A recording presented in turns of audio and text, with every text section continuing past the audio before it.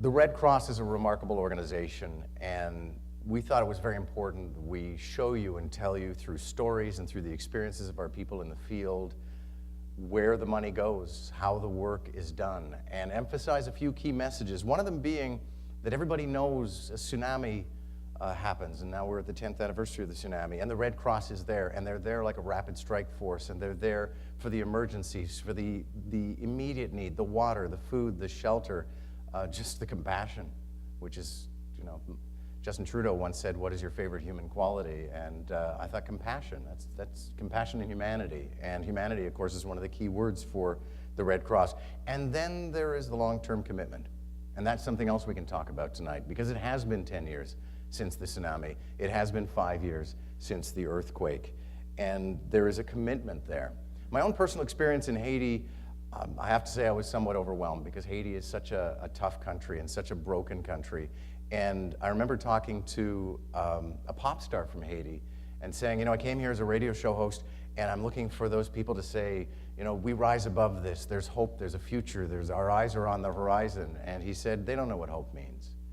And so through the Red Cross, we can actually restore the essence of hope and the understanding that there's a future, and 50% of the Haitian population is under the age of 24, for Pete's sake. If we can restore that and kindle that, that's the mission. And I remember meeting a girl named Berthe.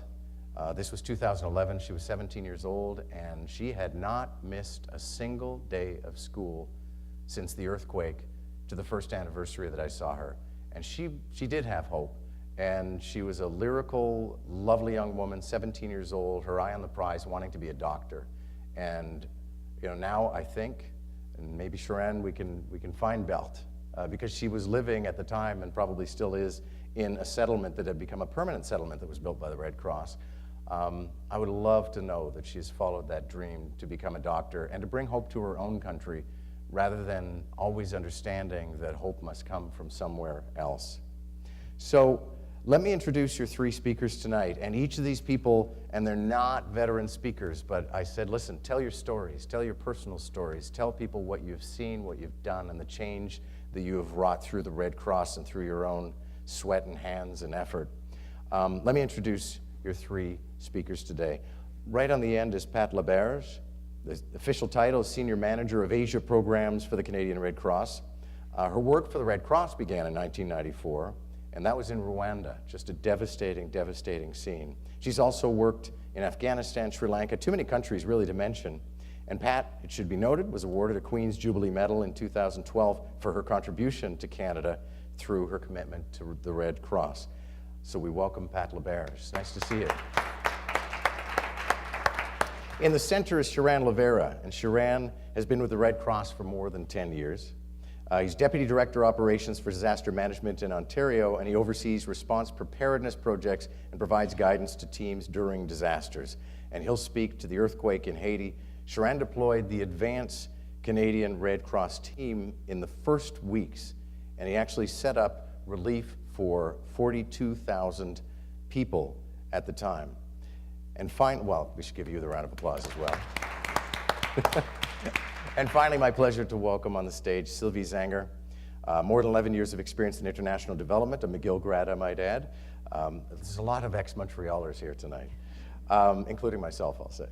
She joined the Red Cross in 2008, working as part of the malaria program in Africa, and has worked on projects in Mali and the Horn of Africa, and she will speak to the response to the Typhoon Haiyan, which was just a year ago, the 8th of November. And we're actually going to start with Sylvie. So Sylvie, I'm hoping you can give us a bit of a fix on what you found when you arrived and what challenges lie ahead now. Here we are a year later. Well, thank you very much for having us. As he mentioned, I have been working for the Red Cross now for almost 7 years. I was deployed in the Philippines, and I arrived in January.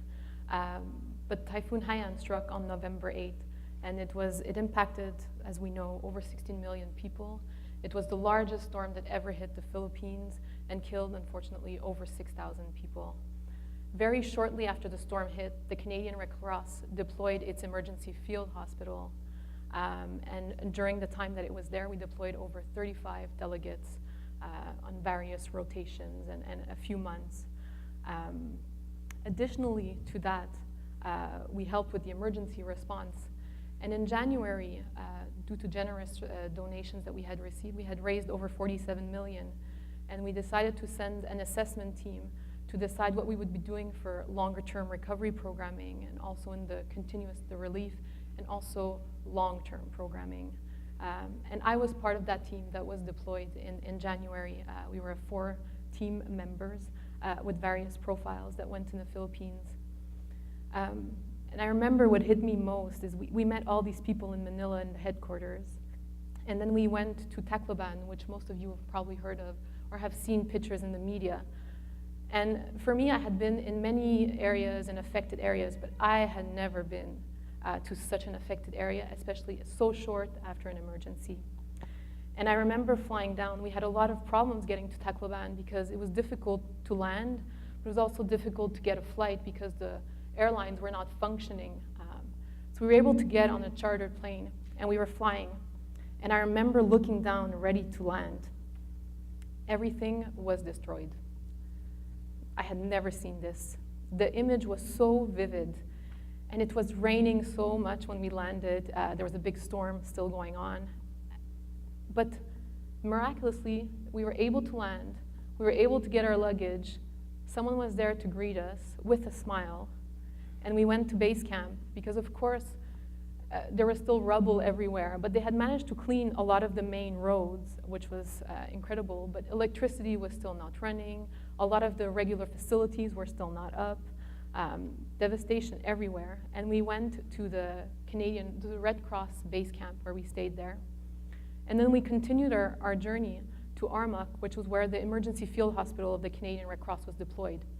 And there we met with the local volunteers and the chapters. And it was incredible. All of them were tired because it had been already 2 months that they were working 14, 16, 18-hour days. But they kept on going, offering psychosocial support, visiting the communities, offering relief, food, making sure they had clean water, they had clothes, all of the basic necessities that we sometimes forget. And this was 2 months after the typhoon. And we went to visit the local hospital where we had set up our emergency field hospital. And when we had arrived and set up our hospital in November, the hospital had been destroyed 80% of its capacity. And we set up the hospital in front, but when I arrived 2 months later, 60% of the hospital, almost 70%, was already running. In 2 months, they were able to rehabilitate up to 70%. It was incredible.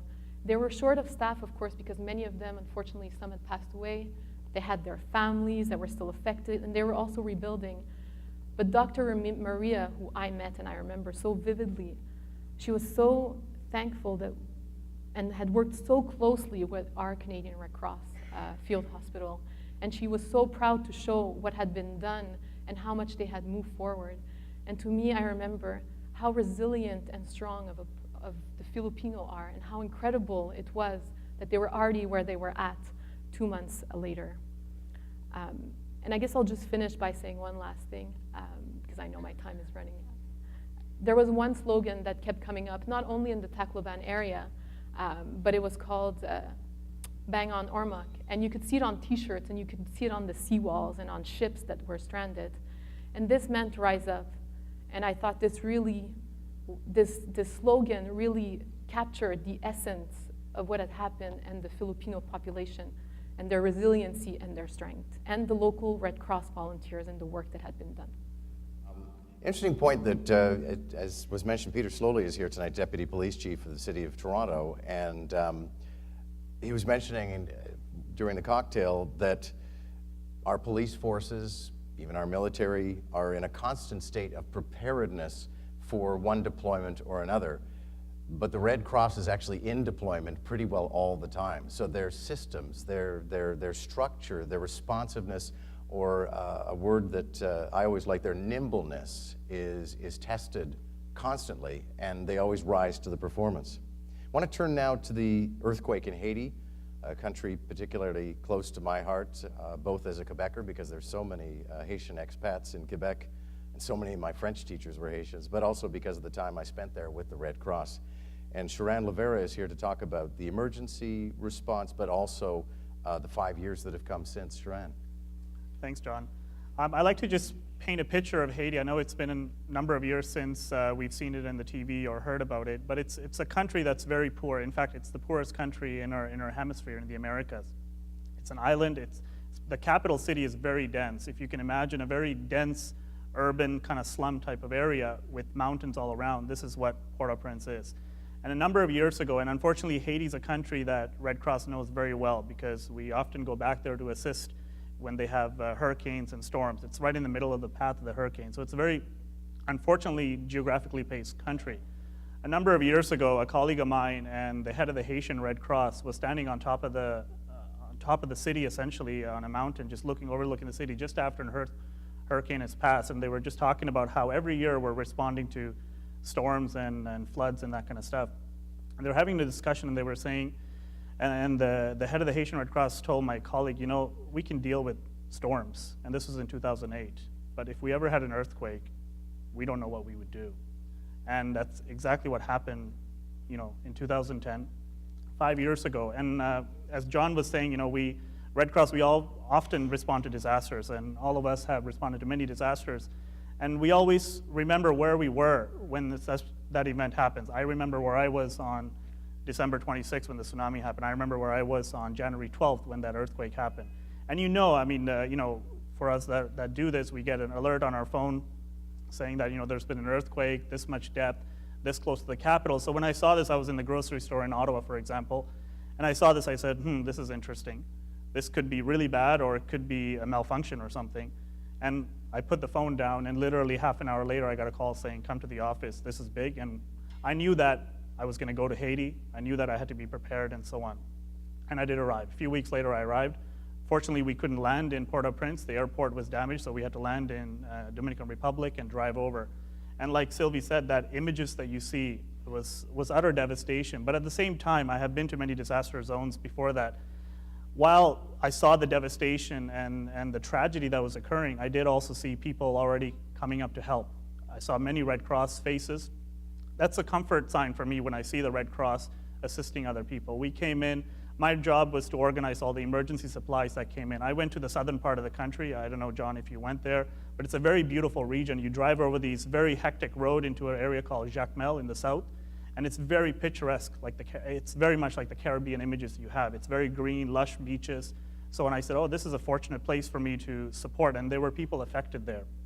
So in the end, over the last 5 years, the Canadian Red Cross, we've supported over 5 million people in Haiti, both throughout the emergency phase. So a lot of the activities that we did is related to the emergency field hospital, for example, around healthcare, but also in shelter, providing housing solutions for people right after the emergency, but also making sure that they get shelter solutions throughout the operation was one of the bigger aspects. So these two aspects is what the Red Cross has been doing over the last 5 years. Coming back to Jacmel, where I was based, I saw the hospital, for example, there. I want to talk about the hospital a little bit because that was very impactful in my mind, and the hospital was damaged.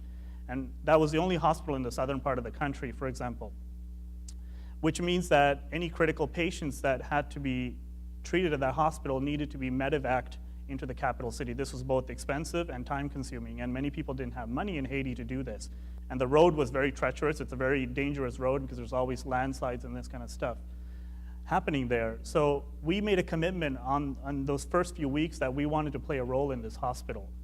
And today I'm very happy to say that, looking back at it, I haven't been to Haiti in a number of years, but looking back at it, talking to my colleagues who continue to be there and support our colleagues in the Haitian Red Cross, the Canadian Red Cross has really made a commitment. We are one of the only Red Cross societies that are really focusing on rebuilding this hospital. And this is a really crucial aspect because now we're able to provide healthcare support. We're able to make sure that people that live in that southern part of the country, they don't have to go to the capital city. They have their hospital and really build that capacity. So over the last number of years, we raised around over $200 million thanks to individuals like you and our corporate partners and governments. And we were able to bring that together and channel it into something else. So we're 5 years in, and my colleague Pat will talk about what we're doing 10 years later in the tsunami. When we commit at the beginning of an emergency like Philippines, like Haiti, we commit to the long term. We commit to that emergency phase of providing that assistance, but also making sure that individuals are able to recover and be resilient. That's our ultimate aim of disaster response, is to ensure that immediate assistance is there, but we need to make sure that the people are more resilient. So because a lot of the contexts that we respond in, these countries are very vulnerable. Philippines is one of the most vulnerable countries in Asia that have lots of emergencies. Haiti is no exception. Unfortunately, many of the countries that was affected by the tsunami. So we have a responsibility and a duty to support that resilience work. And really that's what we're focusing on right now, and we will be in Haiti for the next number of years, continuing this work. So thank you very much for allowing me to speak a little bit about the experience in Haiti. And Sharon, during my time, you guys gave me quite the tour, and I'll certainly not forget there was one community which was actually on an airstrip that Baby Doc used to use, and it was being built up by the Red Cross. Each of the homes, they were built from kits, and they cost about $4,000, and a family could live in it, and each family had their own privy, which is critical, obviously, not only to health, but to sheer dignity. And once a family had that kind of shelter, then the kids could look to getting up in the morning and going to school. The father or the mother, or the breadwinner, whoever, would be able to get up in the morning and go to work. So it was this kind of stability and shelter and such simplicity. I will always marvel at, and I know the Red Cross obviously deals in millions and millions of dollars and thanks each and every donor, but sometimes it's the smallest sums that can make a difference. For a family, a $4,000 shelter, I'm trying to, well, there wouldn't be a $4,000. You can't buy a garage, you can't buy a parking space in Toronto for under $20,000. For $4,000, you could give a family that one thing that provided them with the dignity, the shelter, and the necessities of life so they could move on and develop their lives. And if you see, there's a theme as we move along: 1 year, 5 years, 10 years, and you get a real appreciation for the sort of the structure of how the Red Cross can approach a given disaster in a given area. So I wanted to call on Pat now to talk about, now as we approach the 10th anniversary of the tsunami in South Asia. Pat. Well, thank you. Thank you.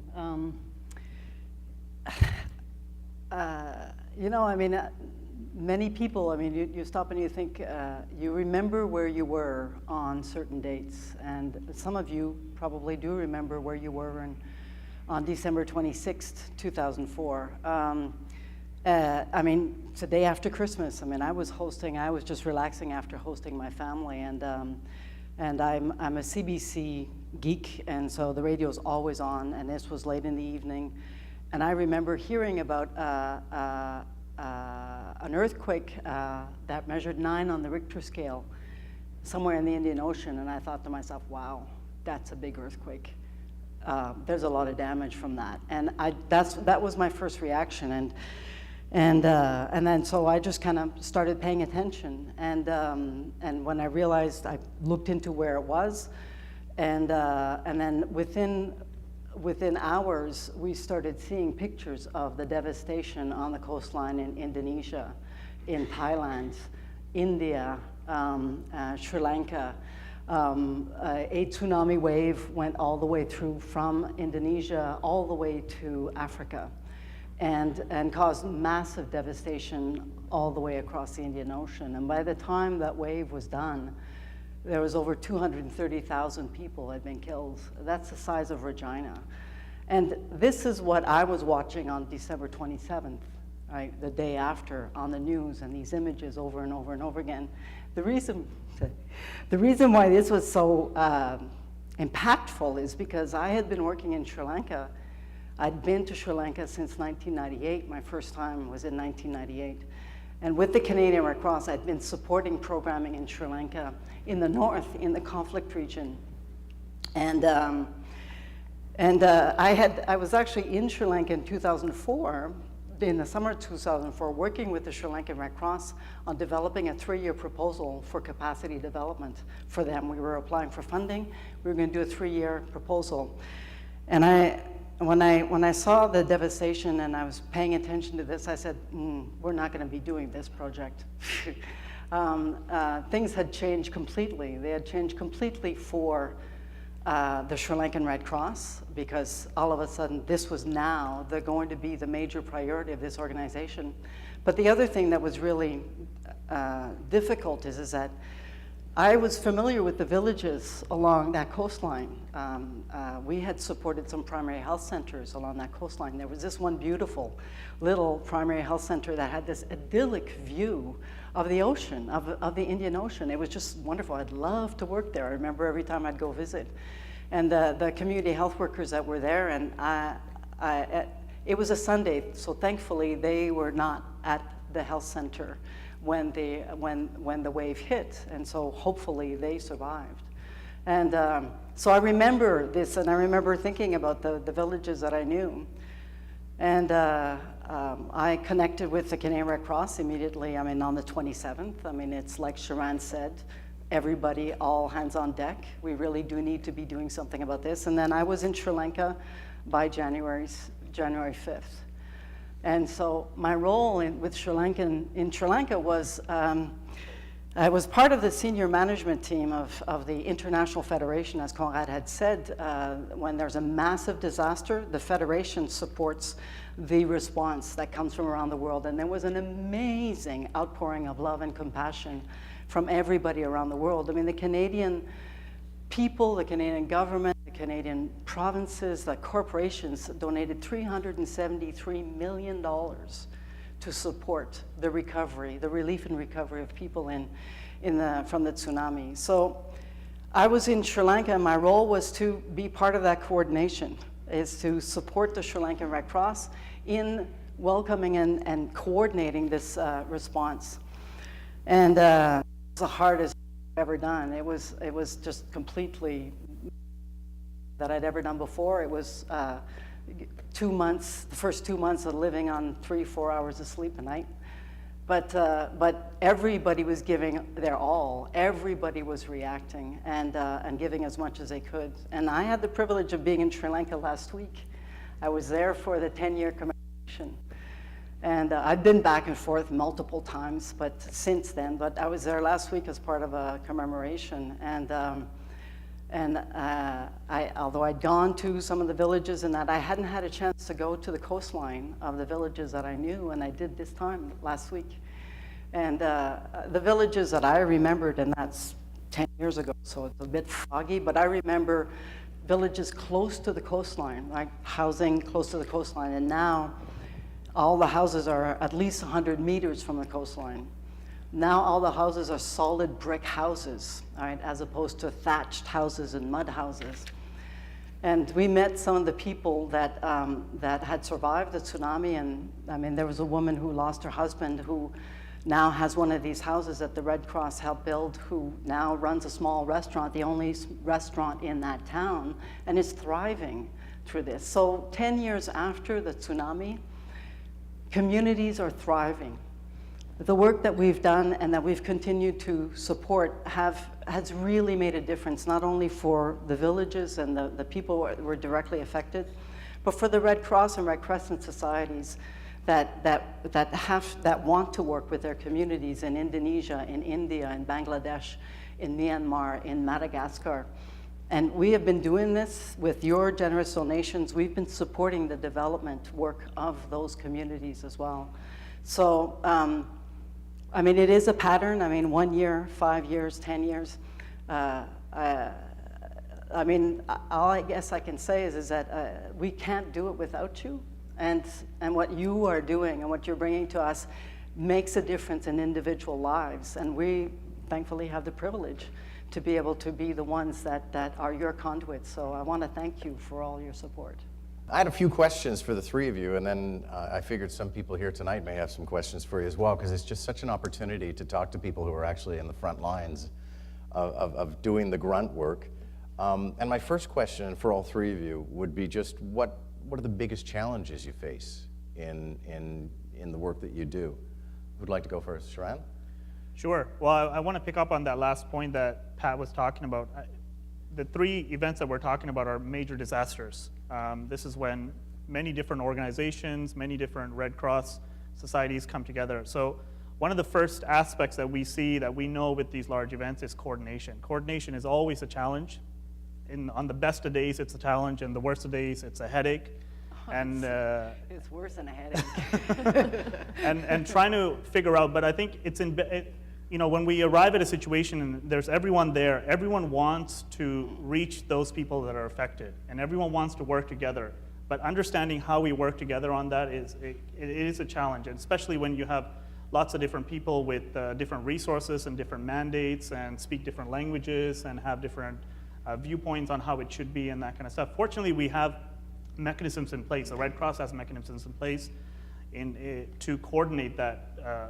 This is a lot of the work that we do pre-disaster. We plan, we talk about how do we work during disasters. If this disaster occurs in this country and these organizations come, how do we work together and that kind of stuff. So we've learned a lot from the tsunami, from Haiti, and et cetera, and we're applying to different disasters every time. So we're getting better at coordination, but certainly it's one of the first challenges that's really up in your face when you arrive at a country, especially at this scale, when you have the chaos around you, when you have the death and the destruction. In addition to that, everyone is there to support and trying to meet that. It's a huge challenge, and I certainly felt this in Haiti, and Pat, you were talking about this. I mean, that was your role in Sri Lanka, and so it's a continuing challenge that we have. We are getting better. We're doing much better than we were 5 years ago in Haiti, for example, but it's a challenge that comes up, and we're seeing this now in the Ebola situation, in Syria, and so on and so forth. So it's something that comes up from every disaster. Yeah. Sylvie, in terms of challenges? No, I mean, definitely in the Philippines, coordination was a challenge. Getting the right information, getting the upcoming information to be able to make sure, we're filling all the gaps and we're working well together and making sure no area is forgotten, and that we're doing the right programming and accessing all those areas. But I think if I step back and we keep talking about emergency and then recovery and then longer term,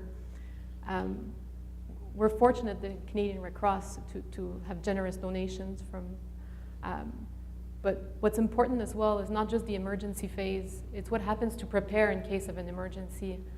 And I think that's very important to highlight, and that has always been a challenge for us to be able to do that work. And that will help in the long run for future emergencies. So we do that, and we have, Pat, you gave a great example about how it is in tsunami, and hopefully we'll be able to do that as well in the Philippines.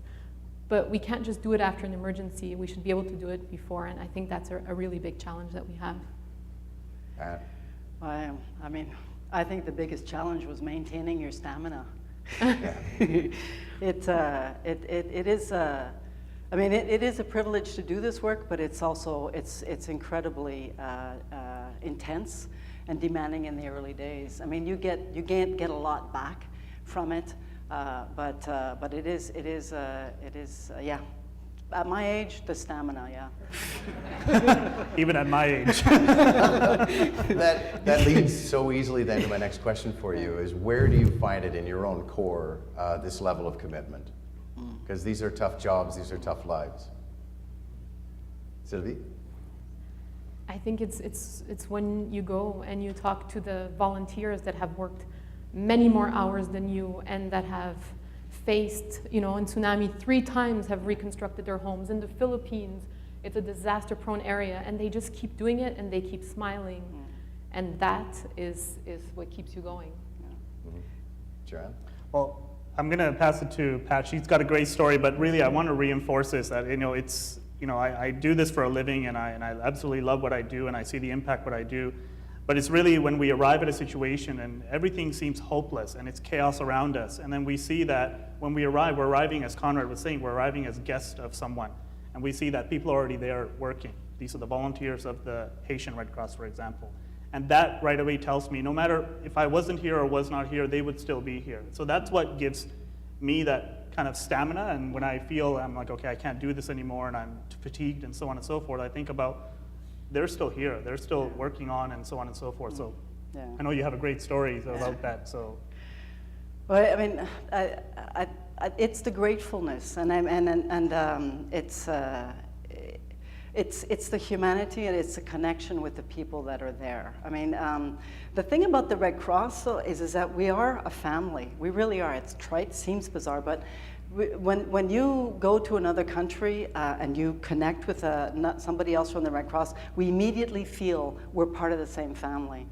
And so, I mean, I have this, I tell this story often because it is what I go back to when when I'm tired or when I'm fed up with the bureaucracy or when I have too many reports to write or I can't make my budget balance.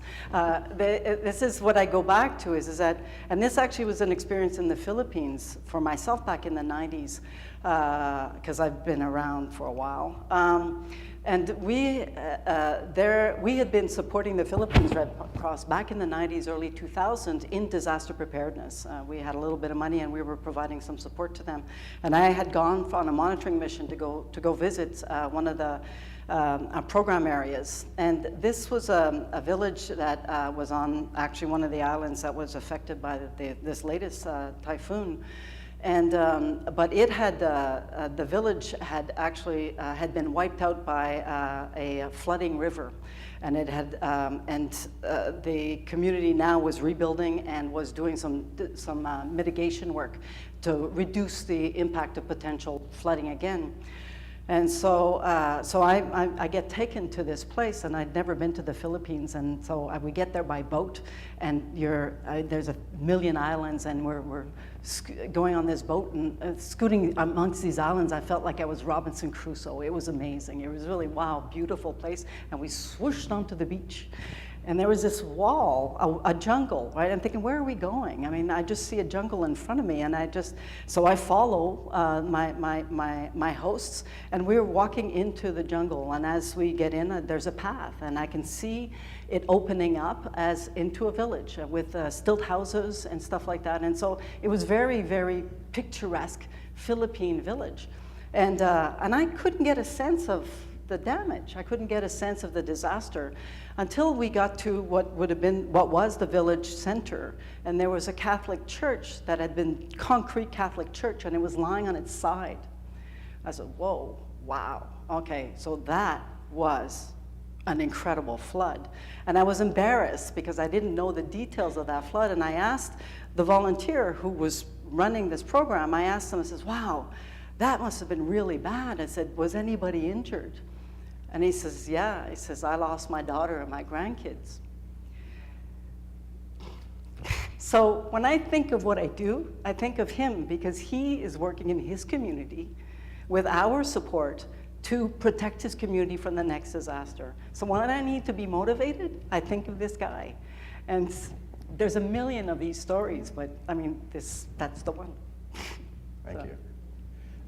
Can I ask, in terms of technology and particularly social media, is that impacting the work that you do? I mean, can you set up an app in the week after a disaster that makes it easier for people to say, we need water here, or we need whatever? Is that impacting on the work that you do?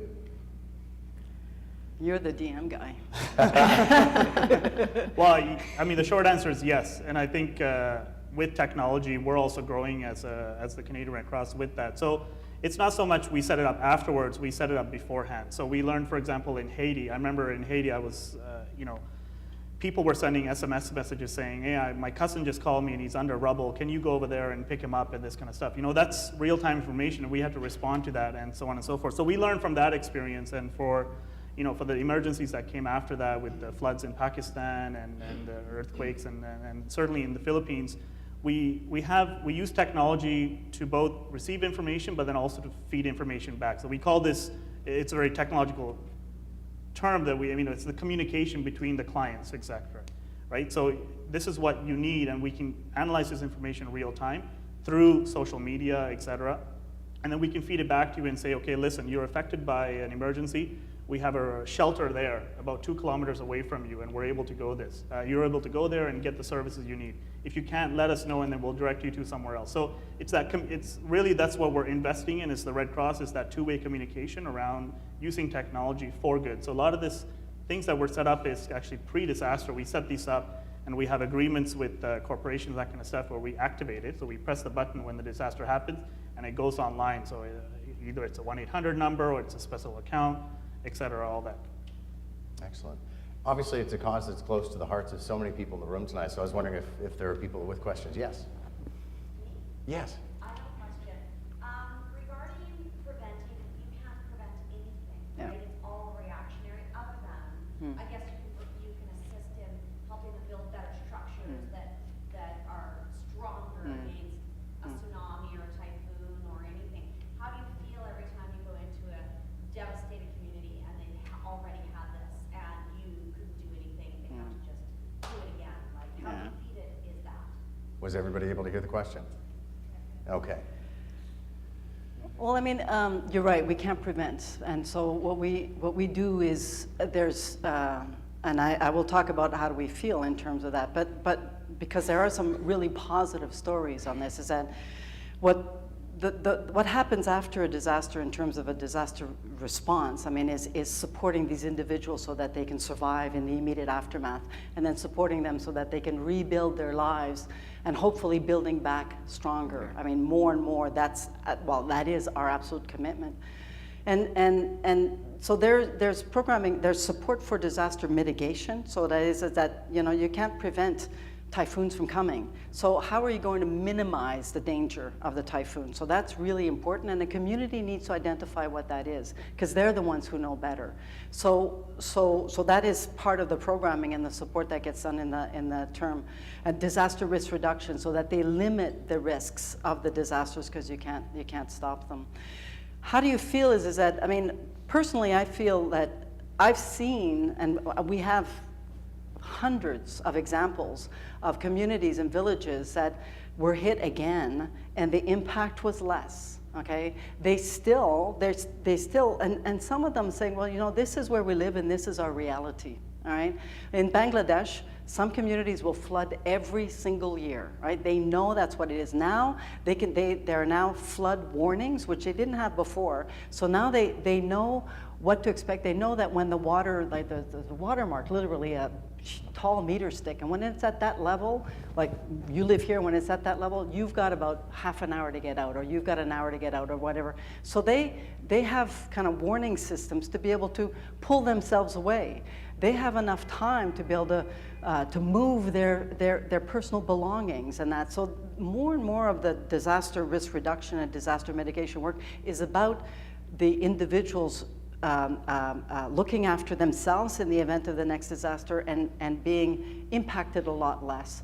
So you still get devastated. I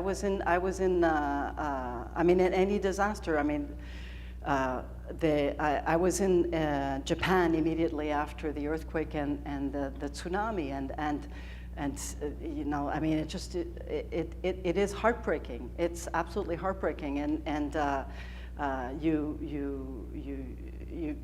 you realize, I mean, it's a motivator that to continue to be able to support the communities, because you also know a lot of communities that have not had the same kind of devastation because they've done the preparation work afterwards, after a disaster. You guys assist in the processes and the new systems to be put in place to help alleviate the mass destruction.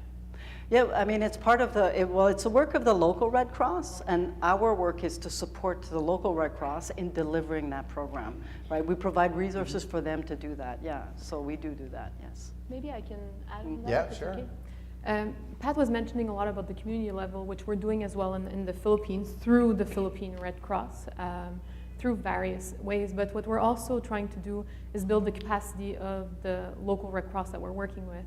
So for example, in the Philippines, we deployed this emergency field hospital, but we left it there. And then what equipment was used, we replaced. And now we're training them and we're showing them that if there's another emergency, it's not when, unfortunately, it's gonna happen. And they're gonna be trained and they're gonna have the equipment and they're gonna be able to deploy this hospital in affected areas. And they're gonna be able to have the doctors and the nurses and have the technicians that are gonna be able to run this hospital.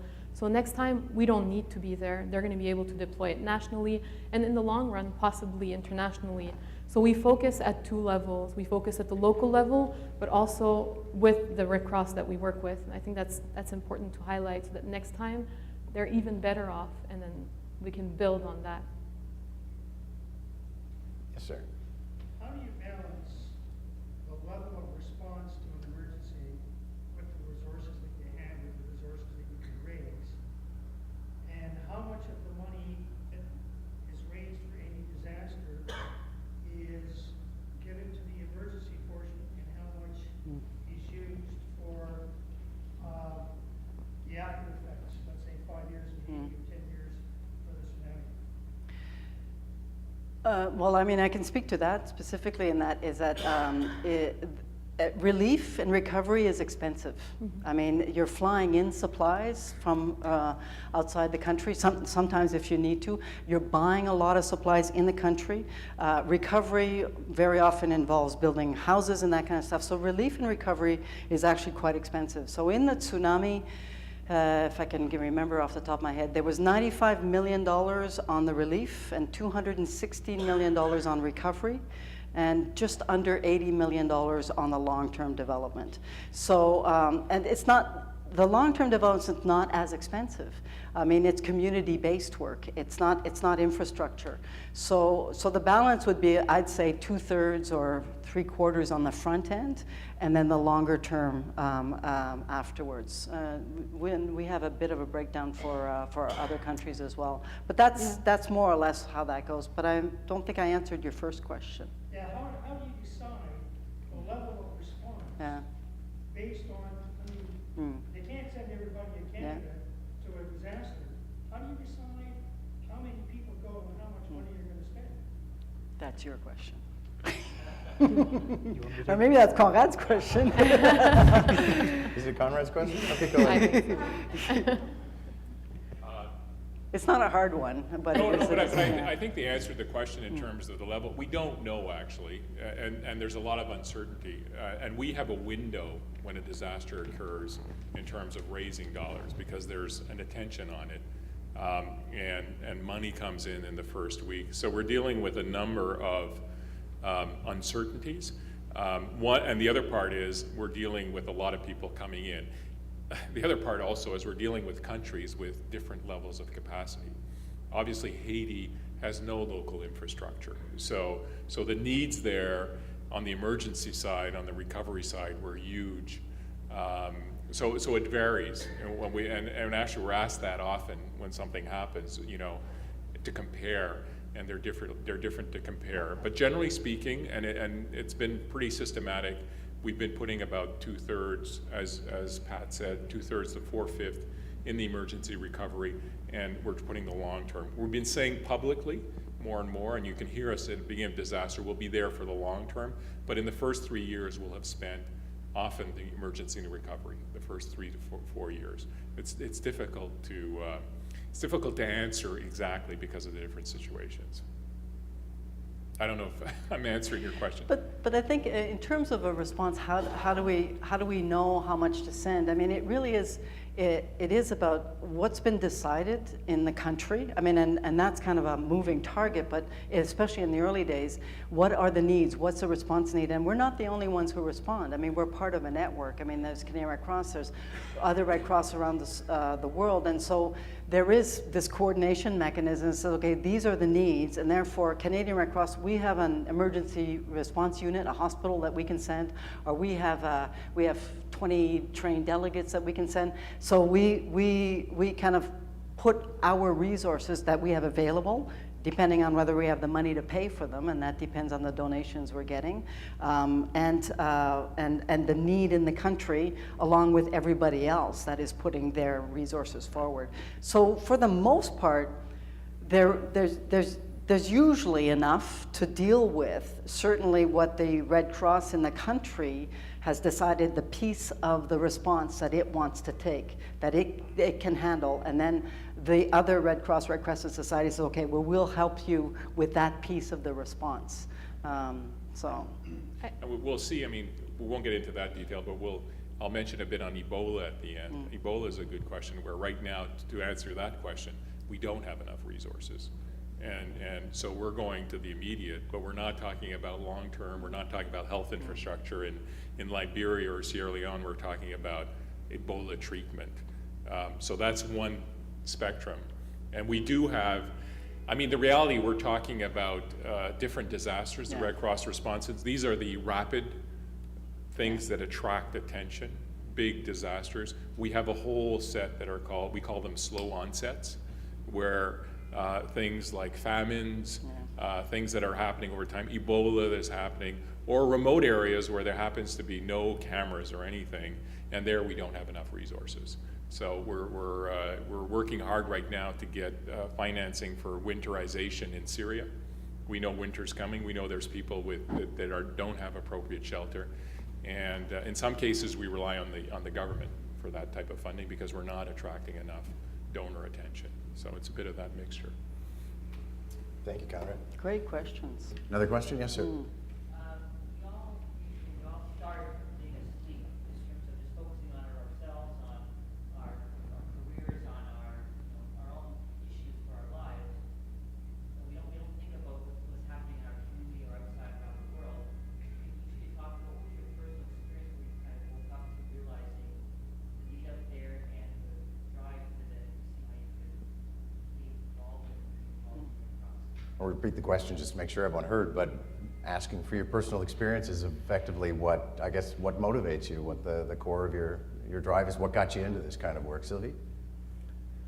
Well, I guess it's a bit personal, but I come from a large family, and of course, as any family, we would argue sometimes. And my family would always say that I would be the one that wouldn't like to argue and would try to handle things and make sure everything's okay and everyone's talking.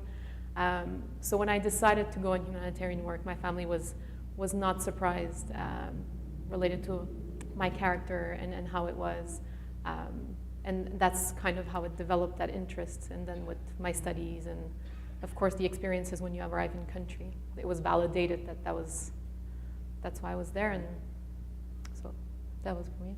Joanne? For me, I think I was having a conversation with someone earlier. It's that, growing up in Canada, it's a very privileged position to be in, right? And I felt that I had a responsibility to support other people in my own community, but also around the world. I'm seeing images on TV, and I said I could do something about that. And I decided, fortunately, at a young age to do that, and I was able to focus a lot of my professional development and career within that. So I really felt that, I live a very good life, and I can contribute something, and I have a responsibility because I have the means to support other people, both here in Canada, but also elsewhere. So the more I learned about it, the more I saw how I could get involved, how I could donate, how I could support that. And I mean, working in a disaster situation, it's a very privileged position to be because you see the impact right away of what you're trying to achieve, whether you're delivering food or medicine or et cetera. So I saw that impact, and that drives me. It's a very cyclical cycle. It's a very positive cycle for me because I do the work, I see the impact, I do the work, I see the impact. So it's that cycle that keeps me going, and that's really what drew me to it, and that's what keeps me going every day. Pretty cool. Pat? Well, you guys are going to think I'm making these stories up. I've known since I was 10 years old that I wanted to work for the Red Cross. And when I was 10 years old, it was the early mid-70s, and there was a war in Biafra, the cessation of the state of Biafra from Nigeria. And that was a pretty awful war. There was a lot of famine. It was complex. It was a complex emergency, and I was a kid, but this was on the news night after night. Many of you may remember this, and I remember sitting on the floor in the living room with my parents. They would watch the news every night, and I'd watch with them. And I remember night after night about this devastation and these famines and these dying kids and these war, and the Red Cross this, and the Red Cross was doing that, and the Red Cross was doing this. And after a while, after I don't know how long it was, a few days or a few weeks, it struck me. And I said, that's what I want to do. And my mom said, what? She said, what do you want to do? I said, I want to work for the Red Cross. And that's what it was. I mean, it took me a little while to get there, but I just, but yeah, that's what I want to do. So, Wow. yeah. Can we take one more question? Yes, sir. I've heard that from Haiti there was a donation of 200 million and tsunami of 370 million. I don't know about Haiyan, about the Philippines, because I was born in Akloban, which becomes Bureau Haiyan, and I'm concerned on how much were really raised. Oh. These are Yeah. our eggs, in terms of love. How much was raised for the Haiyan? So for Haiyan, the typhoon last year, Sylvia, are you able to speak to that? How much was The raised? How Canadian much Red has been Cross, yeah, dispersed? 47 million. 47 million? Million. Million, yeah. Was that within target of what would be desired, or? Yes, but I'll let. Maybe, maybe we have a lot of Filipinos here. If you could really motivate them to raise. But the only thing when I grew up, I know about Red Cross as something, an organization that we bleed blood, we raise blood. Yes. That's the only thing we know. Maybe the Filipinos here doesn't know about the Red Cross having this rehabilitation program. I guess, Conrad, you might be able to speak to that better, but in turn, because you're on. Maybe when I close. Actually. In your closing? Okay, but yeah. But I wanted to thank you for your, not only for your presence here tonight and your presentation and your compassion, but for the work that you do. And what we can say to the folks here is that in many ways, these are your avatars, they're your actors in the world, they're the people who go forward using the resources that you have given them and do incredible work. And for that, we say thank you.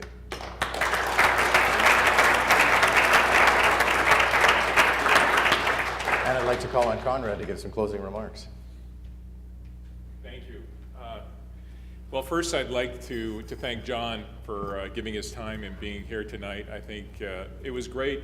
John joined a group that visited Haiti, and I think the interesting thing was going there a year after, because there also, when there's these huge events, there's huge attention in the aftermath, but a lot less as the events grow. And of course, the beginning of Haiti was totally chaotic. Haiti was tremendous in terms of the size of the earthquake and its impact, and there was a lot of coordination issues. But 1 year later, I think you could appreciate a lot of the changes. And I think you sum it up well. What a lot of the Red Cross delegates and volunteers say, when we show up at a place, it symbolizes hope. That's a burden on us in terms of being prepared and intervening, but I think your comment on hope is key. So I'd like to thank John for giving us time and being here tonight. Doing a wonderful job. I'd like, of course, to thank Sylvie, Sharon, and Pat for being here. Deputy Chief Peter Slowly here is, I have to mention, is the president of, not the president, he's the, he's the president of our Human Resource Committee. He's a member of our board. And the reason I'm mentioning that is Peter does our human resource evaluation and talks all the time about, we call it talent management now, that's the theme of the day, but is always amazed and mentions that at the board of the quality of the staff we have. And I think one thing you could see is, if the Canadian Red Cross is one of the top Red Crosses in the world in terms of emergency response internationally. We have the most delegates, we intervene the most, and it's thanks to quality staff.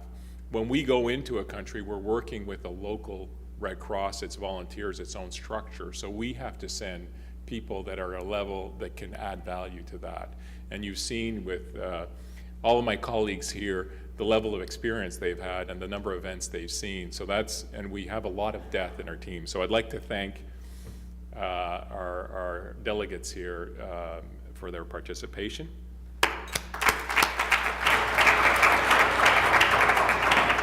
And finally, I'd like to thank you all for your ongoing support.